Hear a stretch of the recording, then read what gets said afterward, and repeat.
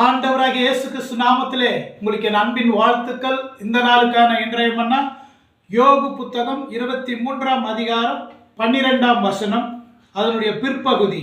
அவருடைய வாயின் வார்த்தைகளை எனக்கு வேண்டிய ஆகாரத்தை பார்க்கிலும் அதிகமாய் காத்து கொண்டேன். பாருங்க அன்பான கர்த்தருடைய பிள்ளைகளே, யோபு சொல்கிறார் அவருடைய வாயின் வார்த்தைகளை பாருங்க. வேத வசனம், ஆண்டவருடைய வார்த்தை நம்மோடு பர்சனலாக அவர் பேசுவார், அல்லது பைபிள் வாசிக்கும் போது வசனத்தை கொண்டு பேசுவார்.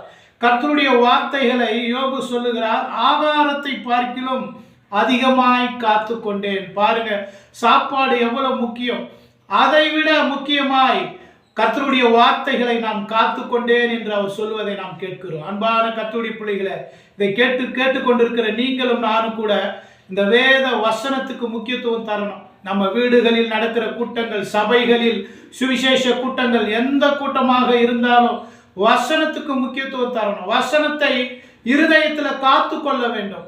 வசனம் இருக்கிற இருதயத்தில் விசனம் இருப்பதில்லை. வசனம் நம்மை உயிர்ப்பிக்கும், வசனம் நம்மை வாழ வைக்கும். அன்பான கர்த்தருடைய பிள்ளைகளே, ஆகவே வேத வசனத்தை அதிகமாய் நாம் நேசிக்க வேண்டும், வாசிக்க வேண்டும், தியானிக்க வேண்டும். அப்போ துதி ஆராதனை வேணாமா, ஜெபம் வேணாவா, பேலன்ஸ்டா இருக்கணும். ஆனா எல்லாவற்றை விட வேத வசனம் முக்கியம். அதன் அடிப்படையில் தான் இதெல்லாம். அல்லேலூயா. வேதம் எனக்கு சாதம், புசித்தால் புதுபலம் பெருகும்.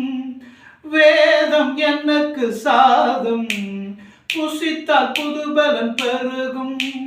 பாவத்தை போக்கும், பயம் அதை நீக்கும், பரிசுத்தம் உண்டாகும், காரியம் வாய்க்கும். வேதம் எனக்கு சாதம், புசித்தால் புதுபலன் பெருகும். ஆண்டவரே, இதை கேட்கிற ஒவ்வொரு கர்த்தருடைய பிள்ளைகள், ஆண்டவரே, வசனத்துக்கு, உம்முடைய வார்த்தைக்கு முக்கியத்துவம் தரட்டும் ஐயா. வேத வசனத்தை அதிகமாய் நேசிக்கட்டும், வாசிக்கட்டும், தியானிக்கட்டும். சபைகளில், வீட்டு கூட்டங்களில், சுவிசேஷ கூட்டங்களில் ஆண்டவரே வசனத்துக்கு முக்கியத்துவம் தரட்டும்பா. உம்முடைய வார்த்தைக்கு வல்லமை உண்டு, ஜீவன் உண்டு. அது உயிர்ப்பிக்கிறதா இருக்கிறது, அது ஆண்டவரே பரிசுத்தப்படுத்துகிறதா இருக்கிறதப்பா. வசனத்துக்கு முக்கியத்துவம் தரட்டும். ஒவ்வொரு மக்களை ஆசீர்வதிங்கப்பா. யார் யார் எந்தெந்த சூழலை கேட்குறாங்களோ கர்த்தர் ஆண்டவரே இந்த வசனத்தை கொண்டு பேசுங்க. ஆண்டவரே, பைபிள் படிக்கிற மக்கள் எழும்பட்டும், உம்முடைய வார்த்தையை வாசிக்கட்டும். ஒவ்வொரு மக்களை ஆசீர்வதிங்க. விடுதலை உண்டாகட்டும், சுகம் உண்டாகட்டும், அற்புதங்கள் நடக்கட்டும்.